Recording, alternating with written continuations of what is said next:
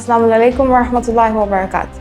I am Siddiqa Muhammad Ali, and today we have with us a very special guest who is an alumni of Stanford University. We're pleased to have you with us. Thank you so much for having me.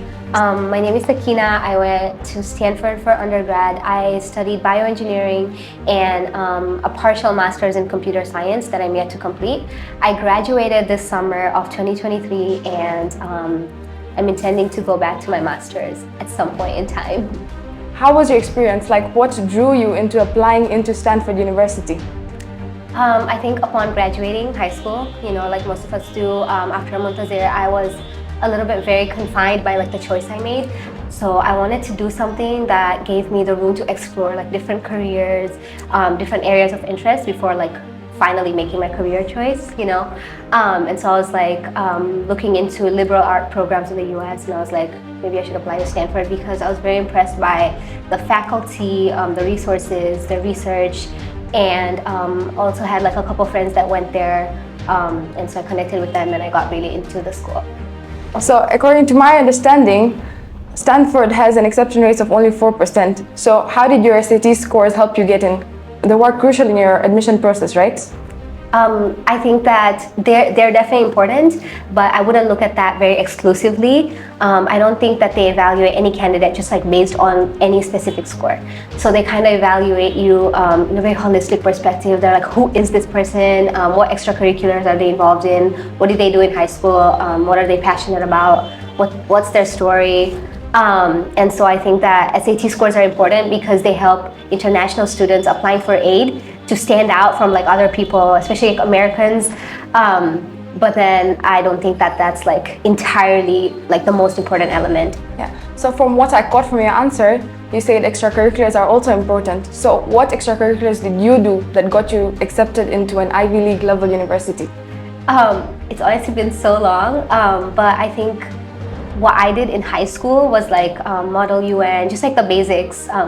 Model UN, just community work, the development society, obviously, and then just events here and there. Sports is super important to them. I think they want to make sure that you're a well-rounded person with a personality, so that when you go there, you can also engage in the extracurricular activities that they offer. Okay, so you mentioned that the selection process is a holistic process. So does that mean they don't consider academics at all?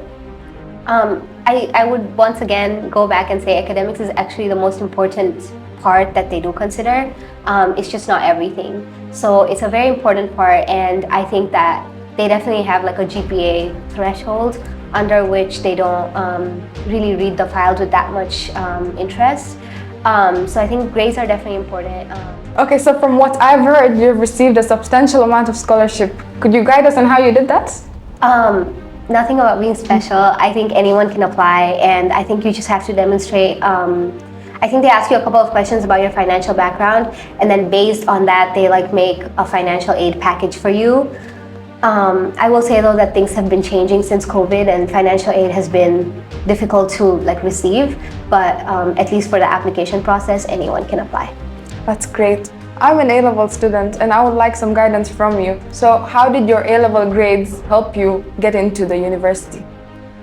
So once you have your A-level grades, you kind of convert them into a US equivalent, and then you calculate your GPA, and then that is kind of the GPA you apply with. Okay. And so once you have a certain threshold of GPA, let's assume someone's GPA is 3.6, right? Maybe that's Stanford's cutoff. I really don't know, but maybe that's Stanford's cutoff. And so anything above that will be treated on an equal plate, if that makes sense, until you go to the next threshold, which is maybe 4. And then above that, everybody's in the same bucket. So you need to make sure that you first get through that first process and you're actually being considered by the university. So grades are definitely important. I did A-levels like you, and you just convert the grades, and I think that's pretty much what you apply with. So let's say if I want to apply to Stanford, where should I begin? Who should I seek out to? So first I would look into the website. I would look at the application timelines. Usually there's 2 rounds. There's the early round and then the regular round. Always better to apply early, but it's also hard to have everything together by then. So once you know the timelines, you look into the program that you're interested in, look into the programs they offer, look into the programs that interest you, and then start taking your standardized tests really early so that in case you don't do as well as you want, you can retake them. So I would take my standardized tests, and then there is like a common portal where you kind of like, I guess like indicate what school you're interested in and then just apply through there. Okay, could you expound more on the standardized tests? Yeah, so there's a couple like important elements of your application. So for standardized tests, depending on the school you went to, you might need like an English proficiency test, especially if you're applying from DAR. So I took the TOEFL, which is like a proficiency test. It's pretty simple. And then for academic stuff, there's the ACT, and then there's the SAT subject tests. Always better to do them. It really does like solidify like you as an applicant. And I think I took the SAT subject test in math, chemistry, and physics, and I also took the ACT. Oh, that's great. So if you were to look back, what advice would you wish someone would have given it to you while you were applying for the uni?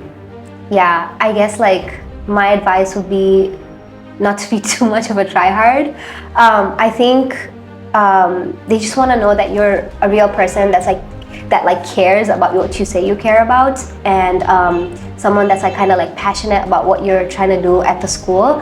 And so even you shouldn't focus too much on a specific part of your application, which I think I did. I really focused on like my academic stuff, but then I can guarantee and emphasize that they really don't just look at that.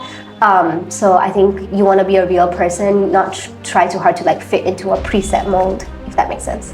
Thank you so much.